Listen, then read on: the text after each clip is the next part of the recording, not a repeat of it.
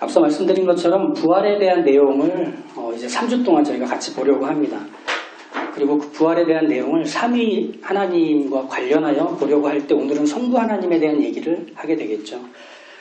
좀 몇 가지 말씀을 드리려는 것은 3주 동안 저희가 이 주제에 대해서 같이 말씀을 나눌 때 성경을 좀 여러 군데를 찾게 될 겁니다. 그러니까 성경을 좀 옆에 펼쳐놓으시고 하나씩 성경을 찾아가며 이 의미들을 보도록 하시죠. 그리고 한 번에 다 흡수되고 이해되지 않을 수 있다는 걸 아셨으면 좋겠습니다. 이거는 구약 성경을 저희가 함께 볼 때는 이야기이기 때문에 이야기가 갖는 힘이 있거든요. 잘 따라가면 됩니다.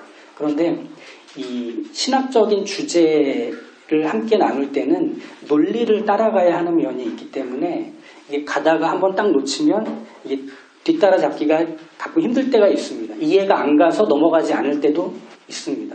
그러면 메모를 좀 하면서 이 흐름을 쫓아오시면 도움이 되실 겁니다. 그리고 유튜브에 저희가 이 설교를 올려놓고 있으니까 주중에 한 번, 두 번 더 이 메모를 보시면서 들어보시면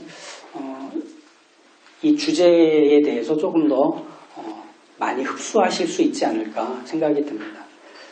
제가 이렇게 말씀을 미리 드리는 이유는 약간 경고성인 거죠. 예, 쉽지 않다는 점. 그리고 우리 교회학교 친구들이 그렇기 때문에 듣다가 지쳐요. 그래서 막 딴짓을 하고 막 몸을 비틀고 이럴 거면 개의치 마시고 같이 따라와 주시면 됩니다. 보도록 하시죠. 부활주일은 봄에 있습니다.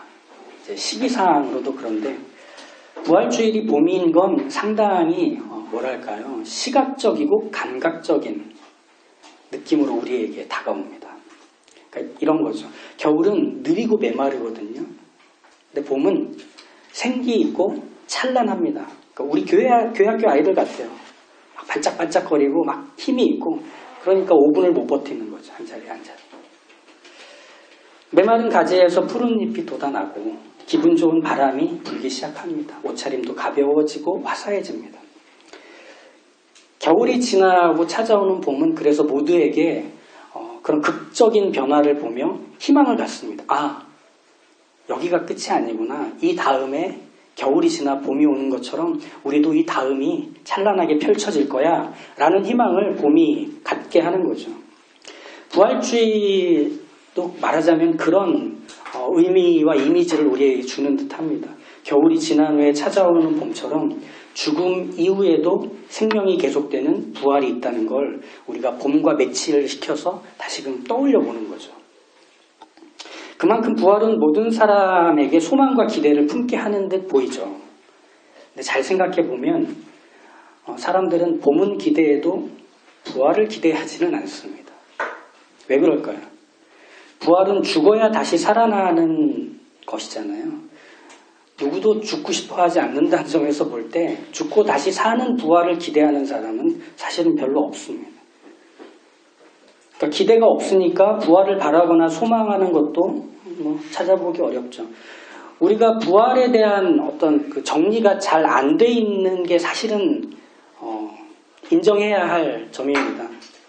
교회에서 매년 부활주의를 하지만 부활에 대해서 뭔가 와닿지 않는, 오히려 부활이라고 하면 떠올리는 금방 떠올리는 아이콘은 계란이에요.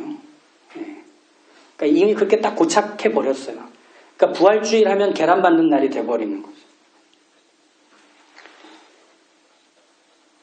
세상에 없던 생명체가 껍질을 깨고 나오듯 부활도 죽음을 깨고 나오는 것처럼 연상하려고 계란을 부활과 연결지어서 이해했는데, 사실은 부활이라는 것은 껍질을 깨고 나오는 병아리의 모습하고는 다르게 부자연스러운 겁니다. 부활은 부자연스러운 일입니다. 자연스러운 것은 뭐냐면 사람이 태어나서 살다가 죽는 게 자연스러운 거예요. 자, 퀴즈를 하나 내볼까요? 마시면 100% 죽는 액체가 있습니다. 뭘까요? 알고 있잖아요. 네, 마시면 100% 죽는 액체가 있습니다. 뭘까요?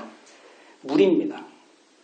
지금까지 물을 마셔서 죽지 않은 사람이 없습니다. 우리도 죽어가고 있습니다. 물을 마셨으니까. 이건 물에 독이 있어서가 아니라 사람은 누구나 다 죽기 때문입니다. 그렇게 죽음이 자연스럽고 당연한 사람에게 있어서 부활이라는 건 부자연스러운 일입니다. 낯선 일입니다. 그러니까 우리가 부활에 대해서 잘 모르는 이유, 관심이 없는 이유는 우리에 대해서 보다 더 현실적이고 자연스러운 죽음이라는 것까지도 아직 맞이하지 못했기 때문에 죽음 이유를 생각할 필요가 없는 거예요. 근데 부활은 무엇이냐면 죽으면 끝인 줄 알았던 것의 이후입니다.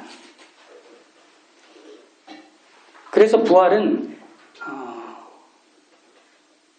성경에서 우리에게 아주 중요한 사실과 가능성을 소개해 줍니다. 그건 무엇이냐? 부활은 끝이 아니다. 부활의 다음이 또 있다. 이것을 성경은 우리에게 말해주는 거고, 그것에 대한 가장 분명한 증거로 성경이 해주는 얘기는 예수 그리스도의 부활인 겁니다. 그래서 부활주일에 예수님이 죽으시고 부활하신 것을 반복해서 떠올리고 기념하는 것만으로도 우리는 부활주일을 잘 보낸 것일 겁니다. 그래도 여전히 우리에게 부활은 막연하고 희미한 겁니다. 낯선 겁니다. 그런데 정말 다행인 건 뭐냐면 우리만 부활이 낯선 게 아니라 성경에서 나오는 어떤 사람들도 부활에 대해서 부정하고 낯설어 했습니다. 오늘은 그분들의 도움을 받을 겁니다. 그래서 그분들을 통해 이 우리와 같은 입장, 부활이 어색하고 낯설고 부활이 없을 거야 라고 생각하는 그분들의 입장을 통해 이 부활의 의미와 가치를 우리가 함께 쫓아가 보려고 합니다. 무엇보다 그분들에게 참 고마운 점은 부활에 대해서 가장 잘 알고 있는 전문가에게 물었다는 겁니다. 그게 우리에게 유익이 되는 거죠. 이 고마운 분들이 누구냐면 2000년 전 예루살렘에 있었던 사두개인들입니다. 본문의 말씀에 앞선 얘기들을 조금 하고 본문의 내용으로 들어가 보면 예수님이 예루살렘에 오르셨어요. 예루살렘은 산 위에 있었거든요. 그러니까 오른다는 표현을 쓰는 겁니다. 그래서 예루살렘에 입성하실 때 많은 사람들이 자기의 겉옷을 깔고 나귀를 타고 오시는 예수님 앞에서 종려나무를 흔들며 오늘 예배를 시작할 때 저희가 함께 들었던 말씀과 같이 호산나 다윗의 자손 이스라엘의 왕 이러면서 선포를 했던 겁니다. 반겼던 거죠. 크게 환호했던 거죠. 또 예수님은 예루살렘에 오셔서 성전에 들어가실 때 성전 뜰에서 비둘기 파는 사람들과 돈 바꿔주는 사람들의 상을 엎어버리고 그들을 쫓아내시는 일을 했습니다. 예루살렘의 종교 지도자들은 그 예수님을 주목했습니다. 친구일까 적일까인 거죠. 그동안 예수님이 갈릴리에서 하셨던 일과 가르침을 생각해 보면 저 갈릴리에서 온 선생을 우리의 친구로 여기는 게 더 도움이 될 거야 라는 기대도 있었지만 또 한편으로는 저 사람은 자기 맘대로 하는 것 같은데 두 번째, 세 번째 성전때에서 있었던 일을 반복한다면 과연 저 사람이 우리 손안에 들어올 사람인가 라고 볼 때는 적으로 두는 게 맞지 않을까 하는 의견도 또 함께 있는 겁니다. 그러니까 내 친구인지 적인지를 살펴야 하는 거죠. 즉 예루살렘의 종교 지도자들에게 이 예수의 등장은 그가 정말 그리스도인가? 그가 정말 이스라엘의 왕인가? 라는 확인을 해야만 그 다음을 얘기할 수 있는 상황이 돼버린 겁니다. 그래서 종교 지도자들은 예수님에 대한 확인을 하기 위해서 계속해서 예수님을 찾아와 시험합니다. 바리새인, 헤롯당, 사두개인, 서기관 계속 찾아와서 검증하는 거죠. 그중 사두개인들이 찾아와서 예수님께 질문하고 그 답을 들으려 하는 게 오늘 우리가 읽은 마가복음 12장 18절에서 27절의 말씀이죠. 그렇다면 먼저 사두개인이 누군지에 대해서 정리를 하고 그 다음 사두개인들의 특징을 따라서 왜 이런 질문을 할 수밖에 없었는지로 이어가 보죠. 사두개인들은 이런 사람들이었습니다. 제사장 가문에서 태어난 유대인 귀족 계층들이 사두개인들입니다. 그러니까 그들의 혈통은 제사장 집안이에요. 그러니까 대대로 이스라엘에서 늘 지도자의 자리에 있던 사람들, 가문들입니다. 그래서 그들은 유대인의 최고 법정 기관인 산헤드린에서 다수를 차지했던 사람들이기도 했습니다. 이게 사두개인들이죠. 그러니까 말 그대로 유대인들의 정통 지도자 그룹, 이게 사두개인이라고 이해하시면 됩니다. 또한 이들은 제사장 출신이기 때문에 그들의 정체성의 근거와 바탕이 되는 모세오경을 하나님의 말씀으로 인정하고 그것을 생명줄같이 지키는 데 힘썼던 사람들이에요. 왜냐하면 모세오경에는 율법이 있고 율법의 내용들에는 제사장의 규례와 제사법, 각종 율법들, 그리고 그 제사장 가문이 누구인지에 대한 소개가 나와 있기 때문에 모세오경을 생명줄같이 그들이 지킬 수밖에 없는 이유가 분명했죠. 그래서 이렇게 모세오경만 하나님이 주신 말씀이라고 여기며 그걸 지켜내기 위한 어떤 입장과 태도를 가졌기 때문에 이 사두개인들은 보수적이며 전통을 중시하는 입장을 가졌습니다. 이게 전부야. 이게 가장 중요해. 라는 거죠. 그리고 이런 보수적이며 전통을 중시하는 입장은 자연스럽게 현실적인 어떤 태도, 현세적인 성향으로 나타나기도 했습니다. 그러니까 지금을 지키는 겁니다. 지금의 체제와 지금의 어떤 그 구조와 환경을 지켜가는 것이 그들에게 가장 중요한 일이 되는 겁니다. 왜죠? 그 안에서 자신들이 이런 신분과 지위를 갖고 있기 때문에 이걸 유지해야 되는 거잖아요. 난 제사장 가문의 사람이야. 난 사두개인이야. 우리 할아버지는 누구고 우리 조상은 누구야. 그래서 나는 누구야. 이렇게 보여야 하는, 그래서 모두가 다 그런 가문 사람이구나 라는 걸 인정해주는 환경과 구조를 지켜야만 자신들이 즐겁게 살 수 있잖아요. 그래서 사내들인의 다수가 되는 겁니다.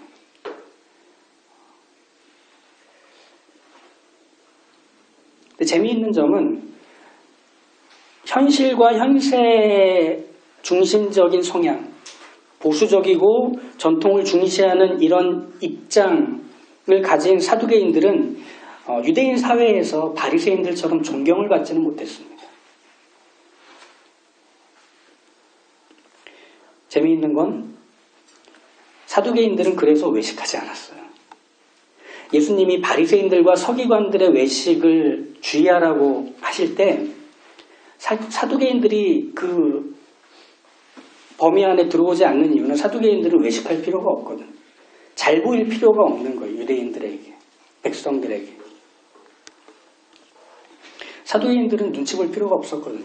태어날 때부터 이미 그들의 지위와 권한이 마련된 환경에서 태어나 살았기 때문이죠.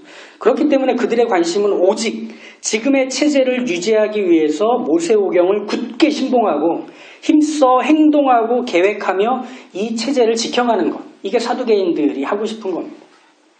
그리고 해야 하는 자신들의 어떤 사명이기도 했던 거죠. 그러니까 자연스럽게 사두개인들은 부활에 대해서 부정할 수밖에 없는 거예요.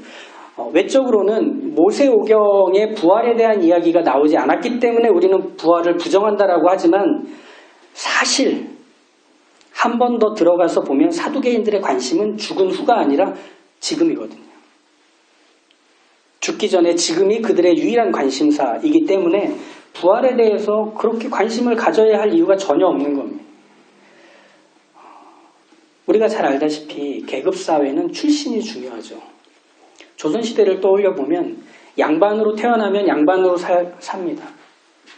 평민으로 태어나면 평민으로 삽니다. 똑같이 엄마 뱃속에서 나왔는데도 먹고 사는 게 똑같은 모습인데도 받는 대우와 사는 삶이 다릅니다. 근데 죽으면 어떻죠? 똑같이 땅에 묻힙니다. 반상의 구분이 지워지죠. 사두개인이 죽음 이유를 생각하지 않는 건 현실이 만족스럽기 때문이에요. 그래서 진시황제도 자기의 지금을 유지하고 싶어서 불로초를 구해오라고 하지 않았습니까? 계속 이걸 유지하고 싶은 욕망 때문이었죠. 그러니까 사두개인들이 예수님께 부활에 대해서 물을 때 그 이유는 뭐였냐면 자신들의 가치를 존중해 주는 사람인지 아닌지를 확인하고 싶은 거예요. 그럼 이 사두개인들의 가치는 무엇이냐? 이 땅에서의 지속적인 행복 유지, 이거였습니다.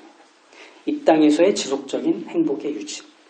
이게 그들의 유일한 가치였죠. 근데 재미있는 사실은 당시의 유대인들도 사두개인들과 같이 공유했다는 점입니다. 무슨 말이냐면 로마 제국의 통치받는 걸 거부하며 메시아가 어서 와서 영광스러운 이스라엘을 재건해 주기를 모든 유대인들이 바랬죠. 그리고 그게 예수님이기를 또 바랬죠. 그렇게 보면 지금의 현실을 뒤집어 버리기를 바랬던 유대인들과 지금의 체제를 유지하기를 바랬던 사두개인은 서로 충돌하는 입장을 가진 듯 보이지만 그들은 같은 가치를 공유하고 있는 중입니다. 무엇이냐? 바로 이 땅에서의 지속적인 행복의 유지입니다. 그걸 지금 맛보고 있는 사람들은 지금 체제를 지키고 싶은 것이고 지금 맛보지 못하고 있으면 이걸 뒤집어서라도 맛보고 싶은 것. 그러니 사두개인들과 유대인들은 서로 체제와 상황을 다르게 갖고 있진 몰라도 같은 가치를 공유하고 있을 따름입니다. 지금 예수님께도 그걸 확인하고 싶은 거예요. 부활에 대한 이야기를 하면서 말이죠. 그래서 19절과 23절에서 사두개인들은 이렇게 예수님에게 묻습니다. 선생님이여, 모세가 우리에게 써주기를 어떤 사람의 형이 자식이 없이 아내를 두고 죽으면 그 동생이 그 아내를 취하여 형을 위하여 상속자를 세울지니라 하였나이다. 칠형제가 있었는데 마지가 아내를 취하였다가 상속자가 없이 죽고 둘째도 그 여자를 취하였다가 상속자가 없이 죽고 셋째도 그렇게 하여 일곱이 다 상속자가 없었고 최후의 여자도 죽었나이다. 7사람이 다 그를 아내로 취하였으니 부활 때 곧 그들이 살아날 때에 그 중에 누구의 아내가 되리이까? 지금 사두개인들이 말하는 이 율법은 제목이 있는데요. 수혼법 혹은 계대 결혼법이라고 불리는 율법입니다. 그러니까 풀어서 말씀을 드리면 이스라엘에서의 결혼의 가장 중요한 그 핵심 가치는 무엇이냐면 대를 이어가는 겁니다. 그 대를 이어간다는 걸 좀 더 구체적으로 얘기하면 A라는 남자와 B라는 여자가 결혼을 해서 그들이 해야 되는 일은 아들을 낳아 그 다음 때를 유지하고 이어가는 것. 그것이 둘이 결혼하는 거죠. 그런데 이 부부 사이에서 남자가 먼저 죽었어요. 그러면 대를 이어갈 수가 없죠. 그러면 이 대를 이어가기 위해서 그 집안은 무엇을 해야 되느냐면 그 A라는 사람에게 동생이 있다면 그 동생에게 이 미망인을 시집 보내는 겁니다. 그래서 그 집안에서 아들이 나오도록 하는 게 말하자면 수혼법, 계대 결혼법이라는 거죠. 지금의 우리 기준에서 보면 상당히 비윤리적이고 상식을 벗어난 법입니다. 당시 사두개인들의 입장에서 이 법은 지켜야 하는 것으로 여기고 있었기 때문에 이 법의 테두리 안에서 볼 때 사람이 죽고 다시 부활한다면 그것으로 생기는 엉망진창의 상황들을 어떻게 할 것인가? 이게 사두개인이 지금 19절에서 23절을 통해 묻는 겁니다. 남편이 7명인 아내가 있는 집안이 되게 만든다면 모세의 율법 자체가 문제가 있는 거 아니냐? 그런데 모세의 율법이 문제가 없다면 부활이 문제가 있는 거겠지. 사람이 죽고 다시 사는 일은 그래서 없는 거야. 이 논리를 가지는 겁니다. 그런데 이 법이 만들어진 목적은 이미 신명기 25장에 아주 선명하게 소개되고 있습니다. 한번 찾아보시죠. 신명기 25장 6절입니다. 구약성경 300페이지에 있습니다. 신명기 25장 6절 구약성경 300페이지에 있습니다. 제가 25장 5절부터 6절까지 읽겠습니다. 형제들이 함께 사는데 그중 하나가 죽고 아들이 없거든 그 죽은 자의 아내는 나가서 타인에게 시집가지 말 것이요 그의 남편의 형제가 그에게로 들어가서 그를 맞이하여 아내로 삼아 그의 남편의 형제된 의무를 그에게 다할 것이요 그 여인이 낳은 첫 아들이 그 죽은 형제의 이름을 잊게 하여 그 이름이 이스라엘 중에서 끊어지지 않게 할 것이니라. 이게 수혼법, 계대결혼법의 내용입니다. 그럼 여기에 담겨있는 이 율법의 목적은 무엇이냐면 한마디로 죽은 형제의 이름이 하나님의 백성들 중에서 사라지지 않게 하는 것. 그리고 이스라엘에 계속 불려지게 하는 것. 그것입니다. 고대 사회에서 보통 어떤 사람의 이름을 부를 때는 그 사람의 이름 앞에 아버지의 이름을 붙입니다. 가나안을 정복했던 지휘관 여호수아가 성경에 쓰여질 때는 항상 뭘 붙였느냐면 눈의 아들 여호수아라고 불렸고 붙여졌습니다. 그의 아버지의 이름이 앞에 붙는 거죠. 우리가 사무엘서를 같이 볼 때 첫 번째 왕 이름이 누구였죠? 사울이었죠. 사울의 이름이 불려질 땐 항상 그 앞에 뭐가 있었느냐면 기스의 아들 사울이라고 불려졌습니다. 거기서 자신이 나고 자란 곳에 이름까지 덧붙여서 베냐민 지파 기스의 아들 사울 이렇게 불려지기도 했죠. 다윗은 그럼 어떻게 불려졌을까요? 이새의 아들 다윗 혹은 유다 지파 이새의 아들 다윗 이렇게 불려졌습니다. 이처럼 사람의 이름 앞에 그의 아버지의 이름을 붙이는 건 이스라엘 백성이 가진 중요한 한 가지 요소를 떠올리기 위한 것입니다. 그게 무엇이었느냐? 약속입니다. 약속. 이스라엘의 정체성은 약속에서부터 시작합니다. 왜냐하면 이 약속의 주체가 하나님이시기 때문에 그렇습니다. 하나님께서는 구약에 나오는 우리가 알고 있는 그 유명한 사람들에게 먼저 찾아가시고 약속하십니다. 누구에게 그랬냐면 아담에게 그러셨죠. 그리고 노아에게도 그러셨죠. 그 중에서 오늘 우리가 보고 싶은 사람은 두 명입니다. 아브라함과 야곱입니다. 하나님은 갈대아 우르에 살던 아브라함에게 찾아가셔서 말씀하십니다. 내가 네게 지시할 땅으로 가라. 그래서 아브라함은 떠나갑니다.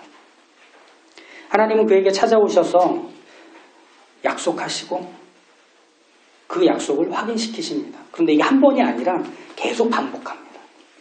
찾아오셔서 약속을 재확인시키시고 찾아오셔서 또 그 약속을 반복하여 재확인시키십니다. 왜 그랬을까요? 하나님이 그에게 찾아오셔서 해주시는 약속은 보상이 아니었습니다. 야, 너 이번에 잘했다.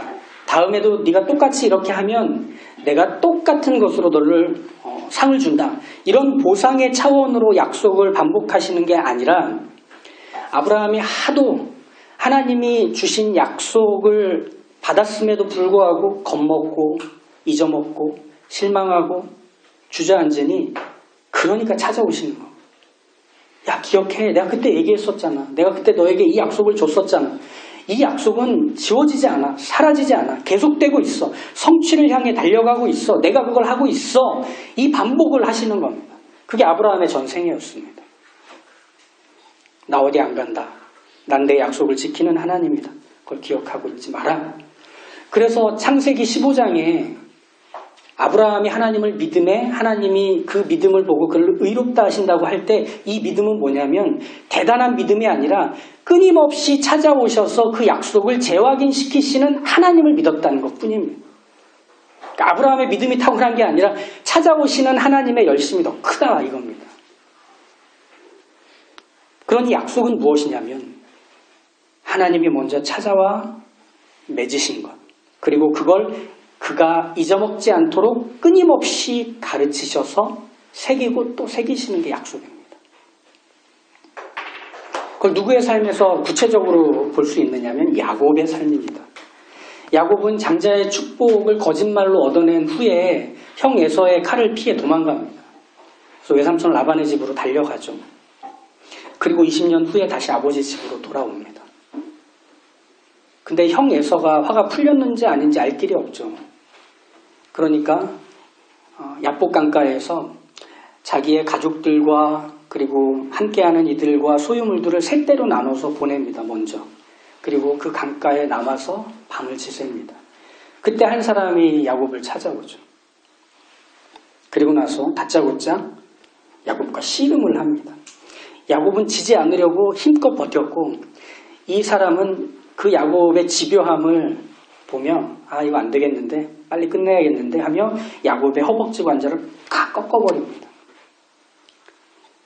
그런데도 야곱은 붙잡고 늘어지죠.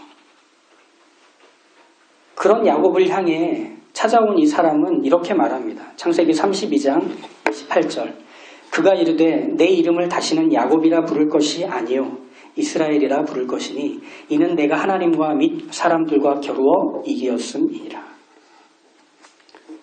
여기서 야곱의 이름이 이스라엘로 바뀌게 됩니다. 이스라엘이라는 이름을 얻었던 이 야복나루에서 야곱이 비로소 알게 된 거예요. 무엇이냐면 그가 평생을 사람들과 하나님과 겨뤄서 이겨야만 자기의 인생이 이어질 것이라고 여기며 살아왔던 그 지난 삶들이 떠오르는 겁니다. 그래서 거짓말을 해야 했고 고집을 부려야 했고 못된 짓도 서슴없이 해왔던 그 지난 삶들 어쩔 수 없었어. 하지만 그 어쩔 수 없다고 자위하며 살아왔던 그 삶들은 사실은 겨뤄서 살아남는 인생, 그래서 모든 거짓말과 도둑질을 해도 되는 인생이 야곱의 원래 인생은 아니었다는 걸 야복나루에서 깨닫게 된 겁니다. 왜냐하면 야곱은 하나님이 찾아오셔서 복을 약속해 주신 인생이었기 때문입니다. 그게 어디에서 나오느냐면 함께 찾아볼까요? 창세기 28장 13절에서 15절입니다. 구약 41페이지에 있습니다. 창세기 28장 13절에서 15절. 또 본즉 여호와께서 그 위에 서서 이르시되 나는 여호와니 너의 조부 아브라함의 하나님이요 이삭의 하나님이라. 내가 누워있는 땅을 내가 너와 내 자손에게 주리니 내 자손이 땅의 티끌같이 되어 내가 서쪽과 동쪽과 북쪽과 남쪽으로 퍼져나갈지며 땅의 모든 족속이 너와 내 자손으로 말미암아 복을 받으리라. 내가 너와 함께 있어 내가 어디로 가든지 너를 지키며 너를 이끌어 이 땅으로 돌아오게 할지라. 내가 내게 허락한 것을 다 이루기까지 너를 떠나지 아니하리라 하시니라. 외삼촌 라반의 집으로 도망가던 그 밤에 하나님이 찾아오셔서 야곱에게 이 약속을 주신 겁니다. 그리고 그 약속은 아버지 이삭과 할아버지 아브라함에게 주셨던 약속이기도 했습니다. 그걸 하나님이 야곱에게 심어주시는 거죠. 재확인시키시는 거죠.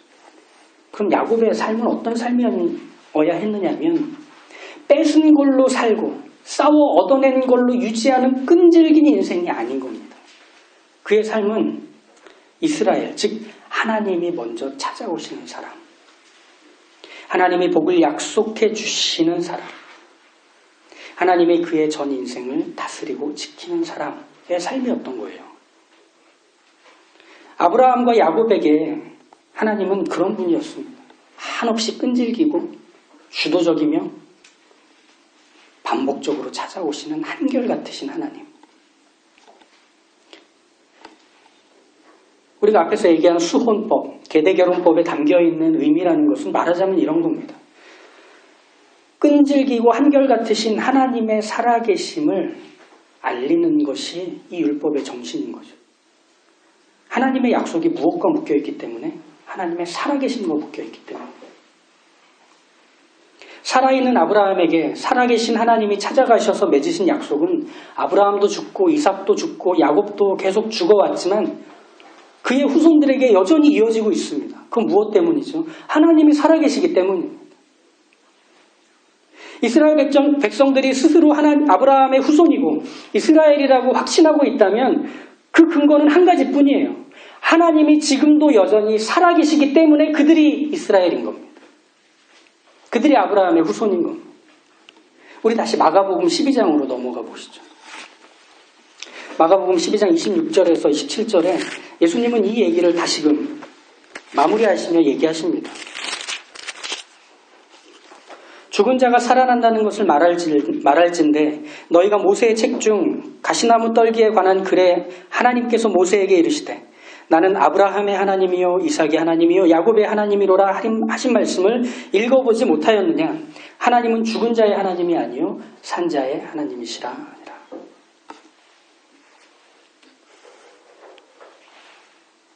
이스라엘이 여전히 죽은 아브라함의 후손이라 스스로를 자부하고 그리고 이스라엘이라고 자기들을 부르고 있는 것은 그들의 조상들처럼 자기들도 죽을 것이기 때문에 그런 게 아닙니다. 오히려 하나님이 영원히 살아계시기 때문에 영원하신 하나님이 주신 그 약속도 하나님이 지금 성취하신다는 걸 그들이 기억하기 위해서 아브라함의 후손이라고 하는 겁니다. 즉 이스라엘을 이스라엘 되게 하는 것은 하나님의 살아계신 때문이었던 거죠. 그리고 그 하나님이 살아계시기에 그들이 약속받은 복도 여전히 지금 유효하게 되는 것입니다. 그렇게 볼 때 부활이 없다면서 수혼법을 예로 들어서 논쟁하려고 한 사두개인들이 품고 있었던 속내가 예수님의 말씀을 통해 단번에 드러나 버린 겁니다. 율법은 이 땅에 사는 사람들에게만 적용되는 법이야. 율법은 잘 준수해서 지키면 하나님의 복을 받는 법이야.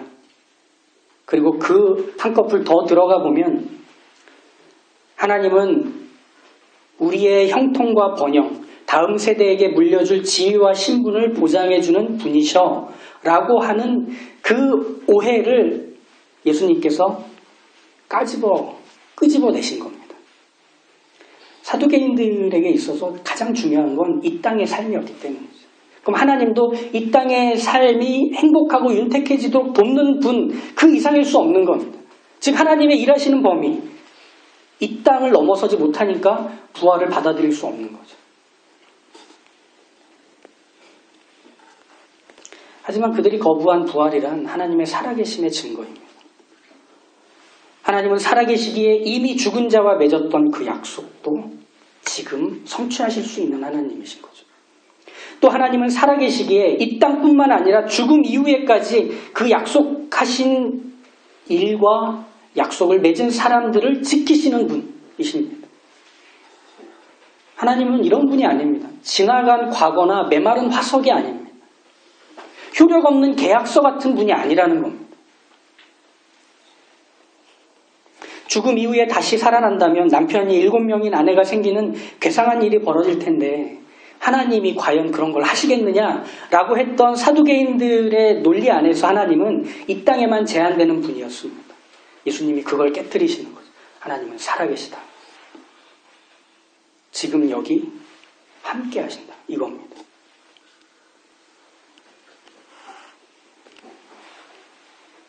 우리에게도 부활이 힘이 했죠. 그리고 우리에게도 부활이 막연했죠. 그래, 뭐 예수님이 죽고 부활하셨지. 그거 믿으면 구원받는다고 했지. 아직은 내 삶의 현실에서의 부활이 없기 때문에. 근데 여기서도 우리는 인정해야 합니다.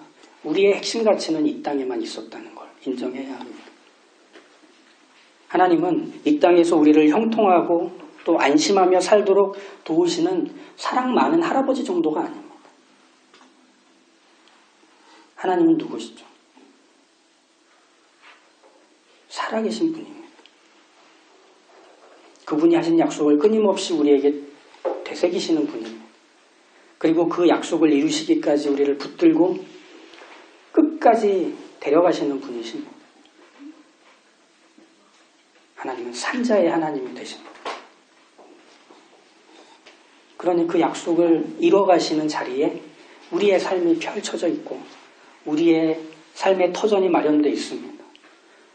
부활은 우리에게 그걸 말해줍니다. 이게 끝이 아니야. 여기에서 네 인생이 결론 지어졌다고 여기지 마. 하나님은 살아계셔. 여기서 하나님은 그 다음을 만들어내셔. 이게 하나님의 살아계심입니다. 우린 그걸 믿습니다. 겨울이 가고 봄이 오는 이 자연의 순리와 하나님의 섭리 속에서 우린 다시금 보게 됩니다. 아, 여전히 하나님은 하나님으로서 일하고 계신다. 우리가 하나님을 알고 믿는다면 우리의 믿음도 하나님의 살아계심 앞에서 지금을 견디고 이 다음으로 걸어가는 것으로 보일 수 있다. 나 여기서 멈추지 않는다. 이 하나님의 살아계심을 우리가 이 부활을 통해 다시금 되새기며 그 하나님의 손에 붙들린 자로서의 위로와 확신과 소망을 품고 사시길 주님의 이름으로 간절히 축복합니다. 기도하겠습니다.